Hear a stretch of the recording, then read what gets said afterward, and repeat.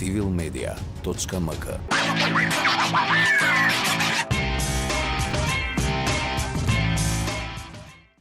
Ова се кратки нозе. Добре дојдовте. Заедно со вас разоткриваме нова серија дезинформации со цврсти факти и аргументи. Во ова епизода откриваме дезинформации за купување гласови во струга од страна на министерот Јетон Шакири. Ви откриваме и невистини за електронско гласање во земјава, како и за тоа која е прва жена градоначалник на Скопје. Тргнуваме веднаш. И оваа кампања за локалните избори изобилуваше со црна пропаганда и многу дезинформации. Таков е случајот со дезинформацијата на порталот Алдманија за подкуп на гласови во струга од страна на министерот Јетон Шакири, која потоа се ширеше вирално на социјалните мрежи.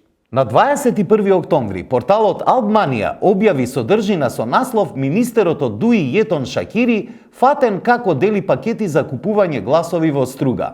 Во содржината се гледа фотографија на која Шакири носи кутија која е означена со слоганот на ДУИ за овие избори и бројката 3, под која беа наведени кандидатите од оваа партија на гласачкото ливче. Но изнесеното тврдење не е вистина и представува компјутерска манипулација на стара фотографија. Фотографијата е снимена во април минатата година, кога Шакири учествувал во делење хуманитарна помош веднаш по почетокот на пандемијата. Фотографијата е од април 2020 година, во ситуација кога движењето беше ограничено поради мерките на COVID-19 и многу семејства имаа потреба да се снабдат со примарни производи, се вели меѓу другото во демантот на министерот Шакири, објавен на неговата официјална Facebook страница на 23 октомври. Ова е само еден од многуте случаи на манипулации преку изменување на оригиналната содржина со компјутерска обработка, што беа забележани во огромен број во текот на оваа кампања. Програмите за обработка на снимки или фотографии се толку усовршени што овозможуваат манипулации кои тешко може да ги детектира публиката која нема соодветни вештини за тоа.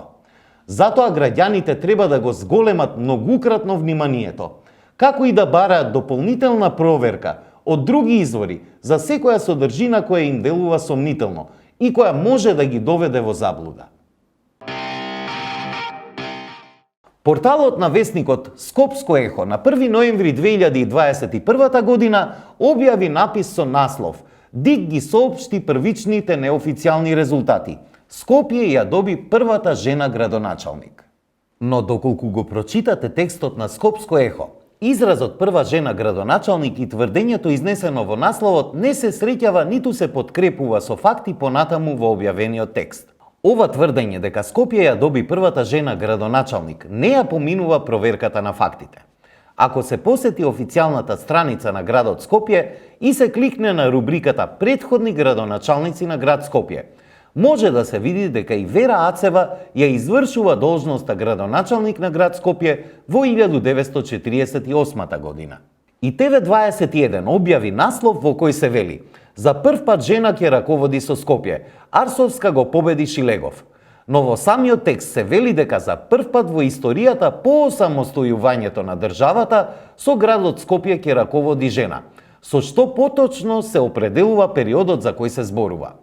Покоректен наслов објави порталот Женски магазин. Скопје за прв пат во 30 години има жена за градоначалник. Данела Арсовска прогласи победа во главниот град. Се вели во насловот, кој временски го ограничува тврдењето за прва жена градоначалник на 30 години од независноста наваму. Честопати во медиумите се соочуваме со вакви ситуации. Едно нешто да се тврди во насловот, а тоа да го нема во содржината или пак во неа да се тврди нешто сосем друго. Ваквите наслови се обид да се привлечат читателите да ја прочитаат содржината, иако, како што посочуваат истражувањата, најголем дел од нив ќе го прочита само насловот. Но ваквиот однос не е фер кон публиката. Изнесувањето на полувистини и невистини во насловите за да се привлече вниманието на публиката е спротивно на сите новинарски стандарди, иако медиумите често го прават тоа, со што не ја остваруваат нивната улога на проверувачи на информации. Затоа публиката треба да го зголеми вниманието да ги чита содржините до крај и добро да ги проверува информациите. По завршувањето на изборите, повеќе медиуми ја пренесоа оценката на председателот на ДИК Александар Даштевски дека првите македонски избори со електронско гласање завршија успешно. Таков е, например, насловот на содржината на Сител од 1 ноември, кој вели Даштевски успешно завршија изборите први со електронско гласање. Предходно, некои медиуми како Скопје Инфо известија за фингерпринт апаратите како за уреди за електронско гласање. Но овие тврдења не се точни, бидејќи не станува збор за уреди за електронско гласање, туку за уреди за идентификација и регистрација на гласачите. По детални информации за тоа што се смета како електронско гласање, може да се видат во прирачниците на ОПСЕ ОДИХР, како прирачник за наблюдување на регистрацијата на гласачите и посебниот прирачник на ОДИХР за наблюдување на новите технологии за гласање од 2013 година, во кој изразот електронско гласање се користи како синоним за нови технологии на гласање, употреба на електронски системи за гласање, скенери на гласачки ливчиња и гласање преку интернет. И самиот председател на ДИК Даштевски во интервју за Радио Слободна Европа на 29 август годинава прави разлика помеѓу електронското гласање воведено во други земји и нашето гласање. Ова е прв чекор и најважен. Ние мора од нешто да почнеме. Ние почнуваме од тоа е безбедно, за разлика од електронското гласање. Сега не знам дали сте читале или виделе изјавата после вторите избори во Бугарија, тие спроведува електронско гласање, каде што рекоа дека апсолутно не било добро изведено, дека се расипувале, се штелувале апаратите, дека немало доволно принтери за да се проверат резултатите и така натаму, што е држава членка на ЕУ.